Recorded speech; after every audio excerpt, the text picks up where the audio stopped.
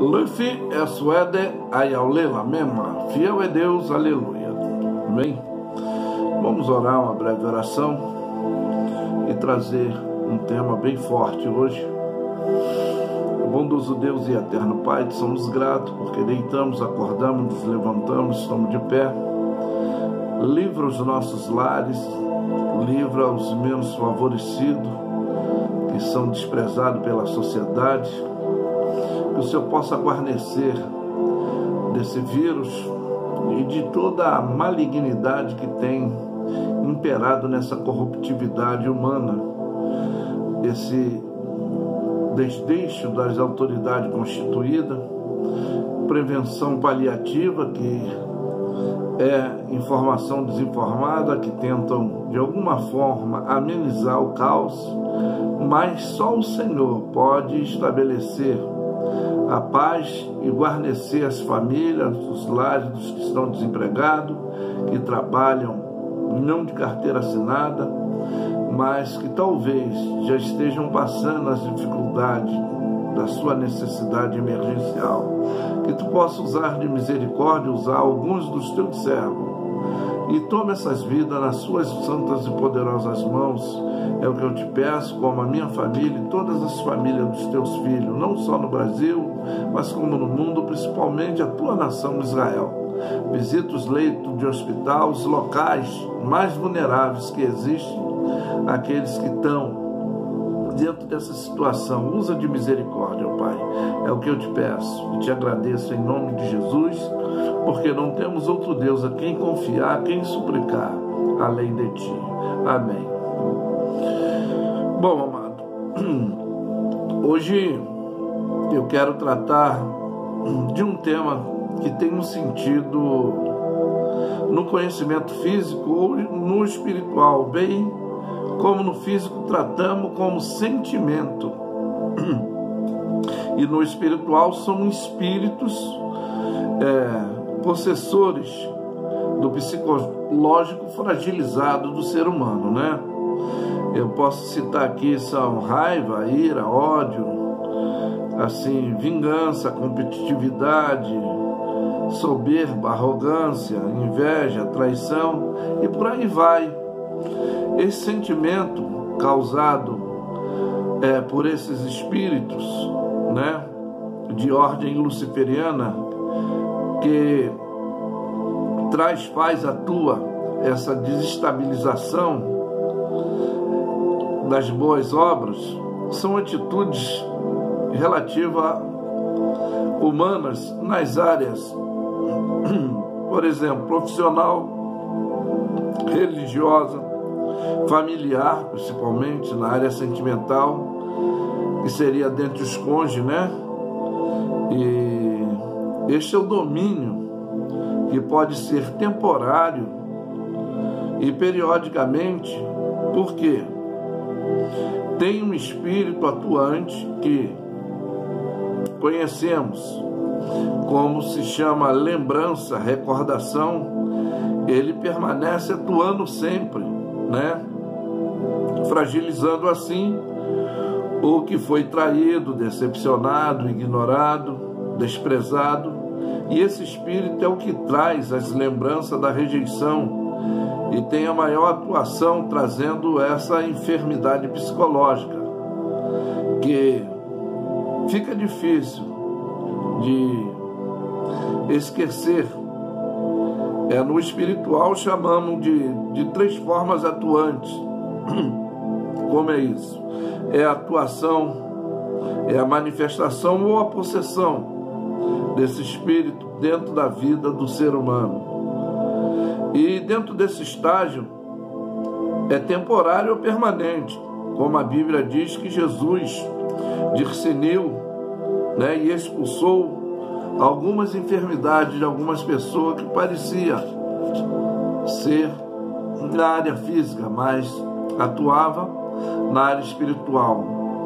Eu pessoalmente oro para que esse espírito da soberba, da inveja, ele nunca venha atuar em mim, mas imperativamente. E de outros já fui afetado na minha ignorância espiritual, como a raiva, a ira, querendo ver vingança de Deus, né? Para me sentir assim, forte, porque estava debilitado, frágil, desprezado às vezes nessa situação.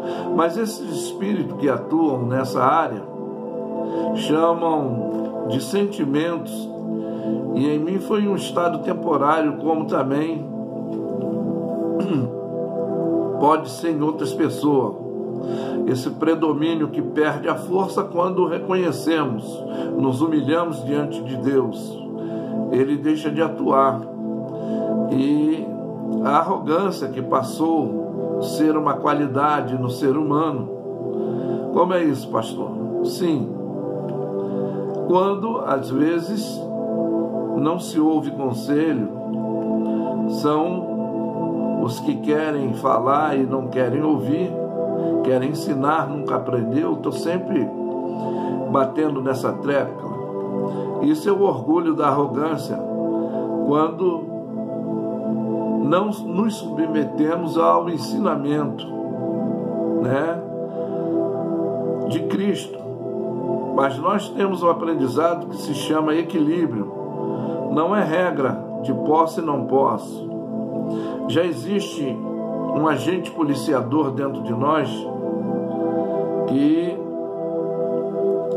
nós conhecemos como a nossa consciência, que emite os sinais, se for positivo ou negativo. É aí que eu quero falar desse estado espiritual, quando deixamos as nossas presunção e axiologia, argumentologia, e quando não cedemos, mas quando Jesus diz, aprendei de mim, aí deixa esse Espírito Santo de Deus nos orientar, que são dons e fruto do Espírito. É disso que eu quero falar. E, em primeiro lugar, eu quero tomar como base a unidade do corpo em 1 Coríntios 12, para não fazer essa discriminação, porque diz Paulo, assim como o corpo é um e tem muitos membros, todos membros, sendo muitos, são um só corpo, e assim Cristo também, pois todos fomos batizados em um mesmo Espírito, formado em um corpo, quer judeu, quer grego, quer servo, quer livre, tendo todos bebido do mesmo Espírito. Então aqui fala dessa unidade, para não haver toda essa rivalidade atuante. E agora ele fala dessa relatividade ao próximo também, no capítulo 13, que tem, né, a supremacia do amor ao próximo.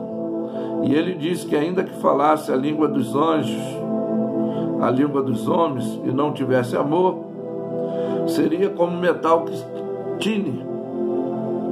Ainda que tivesse todos os dons de profetizar, e conhecesse todos os mistérios, toda a ciência, ainda que tivesse toda a fé, de maneira tal que transpassasse o monte, e não tivesse o amor, nada seria. Ainda que distribuísse toda fortuna para sustento dos pobres, ainda que entregasse até o próprio corpo para ser queimado, e não tivesse o amor, nada disso aproveitaria. Então diz que o amor ele é sofredor, ele é benigno, o amor não é invejoso, o amor não trata com leviandade e não se ensoberbece, não se porta com indecência, não busca os seus próprios interesses, não se irrita e não suspeita mal, não folga com a injustiça, mas folga com a verdade. Tudo sofre, tudo crê, tudo suporta, tudo espera. Tem essa qualidade, que o amor nunca falha. Mas havendo profecia serão aniquiladas, e havendo língua cessarão, havendo a ciência desaparecerá. Porque em parte conhecemos, em parte profetizamos. Mas quando vier o que é perfeito, então o que em parte será aniquilado. Aí Paulo ele descreve dessa maturidade que eu estou falando, que quando nós nos submetemos e deixamos todo esse posicionamento nosso arrogante por essa atuação desse espírito luciferiano, ou nesse sentimento na área psicologicamente que falamos que é sentimento, mas é uma atuação luciferiana que traz essa deformidade de rivalidade. Perdão. E Paulo descreve que quando era menino, ele falava como menino, sentia como menino, discorria como menino, mas logo que chegou a ser homem, ou seja, ter o maior entendimento das coisas, ele acabou com essas futilidades, com as coisas de menino, porque ele diz que em parte nós, como se vemos no espelho em enigma, né? Então vemos face a face, mas ele diz que conheço em parte e conhecerei futuramente, como também sou conhecido, né? Mas que permaneça em nós a fé, a esperança, o amor, e essas três coisas, a mais importante é o amor. Já no capítulo 14, aí é que eu falo quando nós nos submetemos, que é aqueles dons espiritual, o fruto do Espírito, que seria essa atuação do agir de Deus agora dentro do ser humano. E ele também descreve que ele fala se o dom de língua seria maior do que a profecia, mas ele afirma que a profecia é maior do que o dom de língua, é superior, porque ela tem três funções psicológicas, que seria exortar, ensinar, né, consolar e edificar aqueles que precisam de um aconselhamento, um amadurecimento. Então ele diz que segui o amor e procurai com zelo os dons espirituais, mas principalmente o de profetizar, porque o que fala em línguas estranhas fala aos homens, e se não a Deus, porque ninguém entende. E em espírito fala de mistério, mas o que profetiza fala aos homens para edificação, exortação, consolação. E o que fala a língua estranha edifica a si mesmo, mas o que profetiza edifica a igreja. E eu quero que todos falassem línguas estranhas, eu queria, mas muitos mais que profetizei. Por quê? O que profetiza é maior do que o que fala em línguas estranhas, a não ser que também interprete para que a igreja receba a edificação. E agora, irmãos, eu se for ter convosco falando línguas estranhas, que aproveito se falasse nisso, ou por meio de revelação, ou da ciência, ou da profecia, ou de doutrina. Da mesma sorte, as coisas inanimadas que fazem som como a flauta, seja a cítara, se não forem sons distintos, como se conhecerá o que se toca, com a flauta ou com a cítara?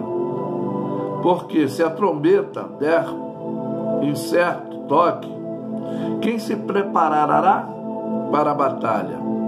Assim também vós, que falam em língua, não pronuncieis palavras bem inteligíveis, como se entenderá o que se diz, porque estarei como eu falando ao ar. E aí ele diz, há, por exemplo, tantas espécies, é aqui que ele orienta, de vozes no mundo, e nenhuma delas é sem significado. Então Deus está no gerenciamento, a comunicação, seja do ser animado, inanimado, seja do ser vivo, eles têm o poder de comunicação, né? Eu sempre estou banindo a teoria da evolução do Homo sapiens, mas do criacionismo. Mas se eu ignorar o sentido das vozes, serei bárbaro para aqueles que querem e falam, e o que fala seria bárbaro para mim. Assim também vós, como desejais dons espirituais, procurais saber neles, para a edificação da igreja, pelo que o que fala em línguas estranhas, ore, para que possa interpretar, ter a nitidez do que está acontecendo. Porque se eu orar em línguas estranhas, o meu espírito ora bem, mas o meu entendimento, ele fica sem o fruto, sem o entendimento, o esclarecimento. O que farei, pois? Orarei em espírito, mas também orarei com o meu entendimento? Cantarei com o espírito, mas também cantarei com o entendimento? Bom, de outra maneira, se tu bendizeres com o espírito, como dirás o que ocupa o lugar do indoutro? O amém. E sobre a atuação de graça, visto que não sabe o que fazes, o que dizes, o que está acontecendo, mas porque realmente tu se dá bem as graças, mas a outro não é edificado. Falo mais língua do que todos vós, Paulo se expressando. Todavia eu quero que falar às igrejas 5 palavras nas minhas próprias inteligências, para que possa também instruir a outros, do que é 10.000 palavras em línguas desconhecidas. E ele volta novamente a dizer: irmão, não sejas menino no entendimento, mas seja menino na malícia e adulto no entendimento. Então ele começa a falar dessa realidade, explicando, porque está escrito na lei, porque gente de outra língua ou de outros lábios falam a esse povo, ainda assim me não ouve, diz o Senhor. E de sorte que as línguas são um sinal, não para os fiéis, mas para os infiéis. E a profecia é o sinal para os infiéis, não para os infiéis, mas para os fiéis. Se toda a igreja se congregar num lugar e todos falassem línguas estranhas, estariam em doutro ou infiéis. Não diria porventura: quais de quantidade são esses loucos? Mas se todo profetizasse, algum indulto ou infiel entre os todos, convencido de todos é julgado, segundo o seu coração ficarão manifesto, assim lançado sobre o seu rosto, adorará a Deus publicamente, que Deus está verdadeiramente entre nós. Então ele fala disso para não haver o desentendimento e a compreensão. Aí quando eu falo desses espíritos atuantes, que eles trazem, né, a raiva, a ira, o ódio, a vingança, a competitividade, soberba, arrogância, inveja, traição, e assim vai. E no livro de Gálatas, no capítulo 5, vai falar aqui uma orientação bem nítida para a gente encerrar, nesse sentido, que a primeira parte tem a exortação à liberdade cristã, que é o convencimento que o Espírito Santo de Deus atua na nossa vida, e tem aqueles que ainda se deixam se dominar porque não se converteram totalmente, mas há o fruto do Espírito, que é a dominância desse agir de Deus na vida daquele que cede. Estais, pois, firme com a liberdade que Cristo vos libertou, mas não torneis meter debaixo do jugo da servidão. Aí ele fala isso para não nos deixar nos contaminar. E ele fala: porque nós, pelo Espírito da fé, aguardamos a esperança da justiça. Porque em Cristo, né, essa circuncisão da conversão, temos que viver essa atitude, sim, a fé e o amor, tá? Aí ele fala que esta presunção não vem do que chamou, Por quê? Ele diz que um pouco de fermento leveda toda a massa. Aí ele fala dessa confiança que temos que ter em Deus, porque não deixamos novamente nos contaminar por essa infecção, desse sentimento que vai trazer essas lembranças e vai atuar no psicológico, e a possessão ou a manifestação ou a atuação espiritual, ele terá o domínio da vida desse ser que a Bíblia mesmo, Pedro fala: não deixe lugar o diabo, vosso adversário, porque anda ao derredor, bramando como leão, buscando a quem possa tragar. Efésios 4:27 diz para a gente não dar lugar, ficar atento. E Paulo manda a gente vigiar e orar, porque ele fica articulando. Você viu na vida de Jó, ele estava articulando. Mas ele diz: porém andai em espírito, não cumpreis a concupiscência da carne, ou seja, o desejo. Porque há uma guerra, né? A luta da carne contra o espírito, e elas se opõem uma ao outro à vontade.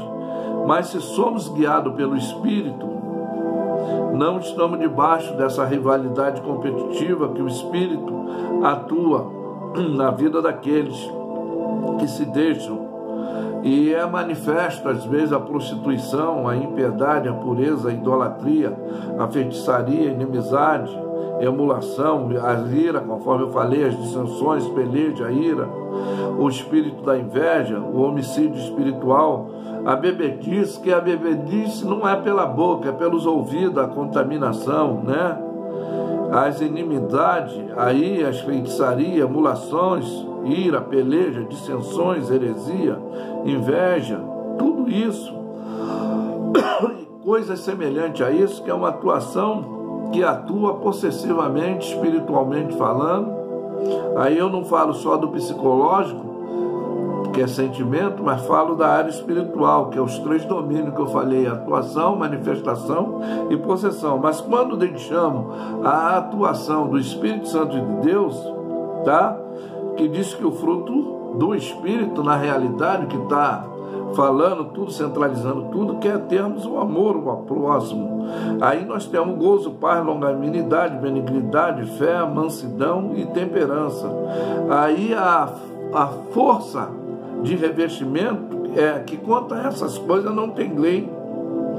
Os que são de Cristo crucificam